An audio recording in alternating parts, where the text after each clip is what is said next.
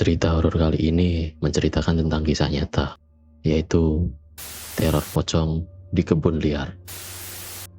Halo semuanya, perkenalkan gua Hexa, seorang VTuber yang akan menceritakan kisah horor dan mengerikan.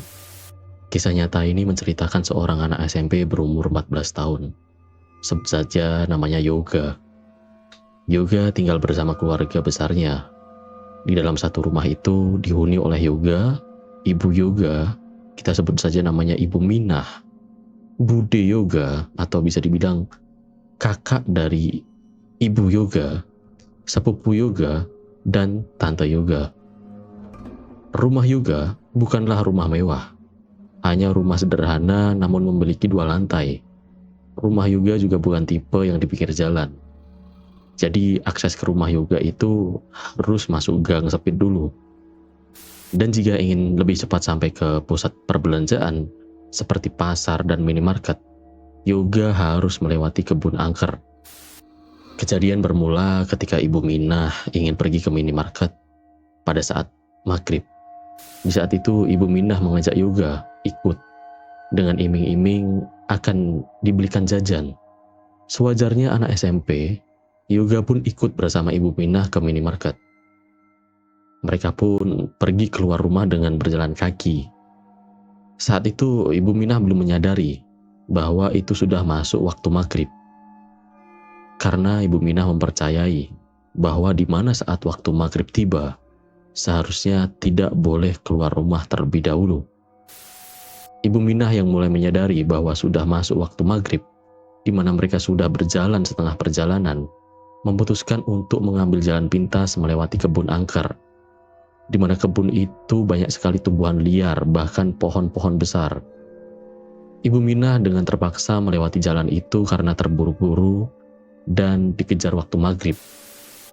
Jadi kebun angker itu hanya bisa dilewati oleh orang saja. Kendaraan seperti motor, bahkan sepeda tidak akan bisa melewati kebun itu. Jadi hanya ada jalan setapak tanpa penerangan. Ibu Minah dan Yoga melewati kebun itu. Namun saat sudah setengah perjalanan, Yoga terkejut dengan apa yang dia lihat. Yoga melihat adanya sosok putih besar terbang melewati persis di depan muka Yoga dan ibunya. Pada saat itu di sebelah kiri Yoga adalah pohon pisang, dan pohon pisang itu adalah pohon pisang satu-satunya yang ada di kebun itu. Yoga memutuskan untuk tetap diam tanpa suara.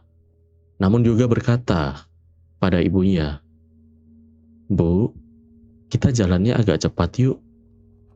Ibu Minah pun hanya mengangguk dan berjalan dengan sedikit lebih cepat. Mereka pun akhirnya melewati kebun itu. Namun tidak berakhir di situ. Sang ibu, yaitu Ibu Minah, bertanya kepada Yoga, "Nak, kenapa kamu tadi nyuruh ibu jalan cepat?"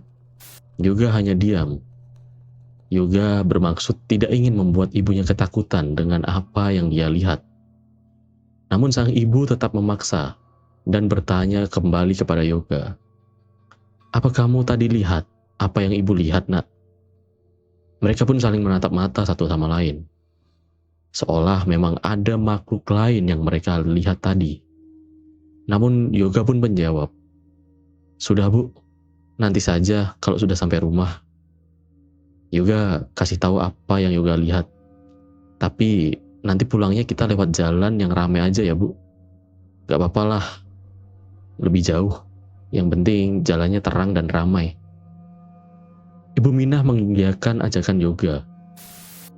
Setelah mereka selesai berbelanja di minimarket dan seperti ajakan Yoga, mereka pulang melewati jalan yang lebih ramai orang lalu lalang. Cerita mereka pun belum berakhir sampai di sini. Saat tiba di rumah, sang ibu langsung menanyakan kepada Yoga, "Nak, sebenarnya kamu tadi kenapa? Kok tiba-tiba ngajak jalannya lebih cepat? Dan apa yang kamu lihat itu apa sama dengan yang ibu lihat?" Yoga yang masih SMP dan tidak terlalu percaya dengan hal mistis saat itu, mencoba mengetes apakah benar yang dilihat mereka benar-benar adalah sosok makhluk astral, dengan cara mengajak sang ibu untuk mengatakan juga apa yang sang ibu lihat secara bersamaan. Yoga berkata, "Ya sudah Bu, kalau ibu juga melihat apa yang Yoga lihat, ayo kita katakan secara bersamaan. Yoga hitung ya Bu. 1, 2, 3. Ibu Minah dan Yoga serentak mengatakan, "Pocong." Dan setelah mengatakan itu, mereka berdua terdiam untuk beberapa saat. Oleh karena itu, dari POV sang ibu waktu di kebun juga hampir sama dengan Yoga. Sang ibu melihat adanya sosok putih besar terbang dari arah kanannya menuju sebelah kiri, di mana saat mereka berjalan, Yoga berada di sebelah kiri sang ibu. Namun yang membedakan adalah sang ibu melihat kemana arah sosok putih itu terbang. Ibu Minah menengok ke arah kirinya dan melihat sosok itu berhenti di pohon pisang, dan dengan jelas beliau melihat sosok pocong dengan wajah yang sangat hitam. Bahkan dari keterangan Ibu Minah, wajahnya benar-benar tidak terlihat, hanya bentuk pocongnya saja yang bisa terlihat dengan jelas. Pada malam harinya, mereka hanya bisa berdoa agar tidak terjadi hal-hal yang diinginkan. Namun, nasib berkata lain. Saat itu Yoga meminta sang ibu menemani tidurnya. Mereka tidur bersebelahan agar saling menguatkan satu sama lain. Bahkan saat itu, sang Bude pun ikut tidur bersama mereka. Oh iya, kondisi kesehatan Bude Yoga ini mengalami sakit lumpuh separuh badan. Jadi hanya bagian tubuh sebelah kirinya saja yang berfungsi. Mulai dari tangan dan kaki sebelah kanannya tidak bisa digerakkan sama sekali. Mereka pun tidur bersama. Di jam sekitaran 1:30 dini hari, sang Bude terbangun dan ingin buang air kecil. Karena kondisinya lumpuh, beliau setiap ke kamar mandi harus berpegangan tembok atau seperti mencari penopang agar bisa sampai ke tujuan. Sebenarnya Bude ini punya tongkat untuk alat bantu jalan. Namun tongkat itu tidak mau dipakai jika di dalam rumah, karena mungkin kondisi rumah yang memang terlalu sempit. Jadi lebih baik untuk berpegangan tembok atau benda-benda di sekitar saja sudah cukup. Setelah dari kamar mandi, sang Bude mencoba meraih anak tangga untuk berpegangan. Namun, pandangan mata beliau saat itu tidak sengaja melihat ke arah jendela rumah, di mana jendela itu adalah jendela kaca, jadi kaca yang bisa dilihat dari luar, tapi yang dari luar tidak bisa lihat dari dalam, sejenis kaca satu arah gitu. Sontak beliau pun syok dengan apa yang dia lihat. Dia melihat adanya sosok pocong sedang duduk di depan rumahnya, namun tampak membelakangi. Jadi hanya bentuk dari belakangnya saja yang terlihat gitu.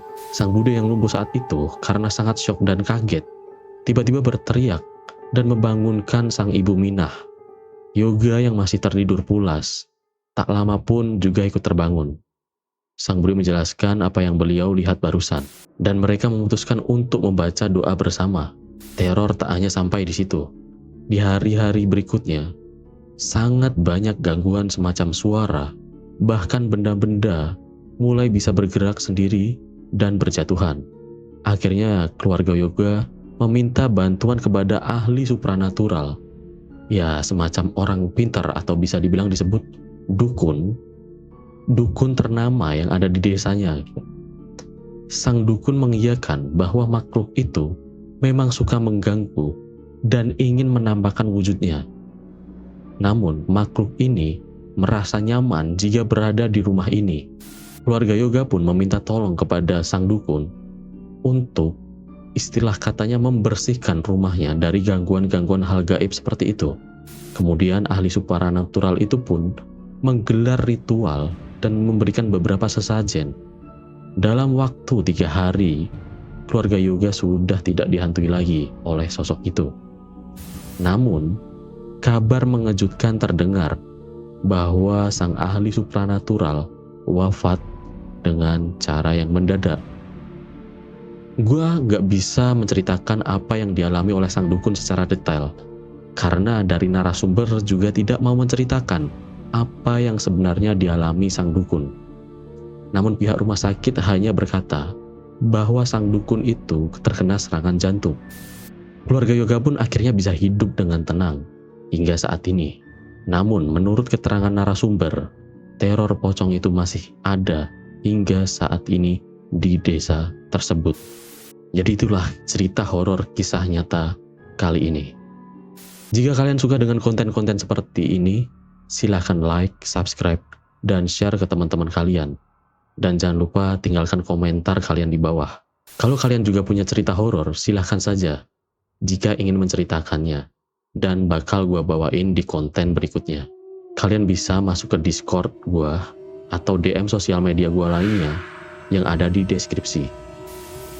Sampai jumpa di kisah horor lainnya.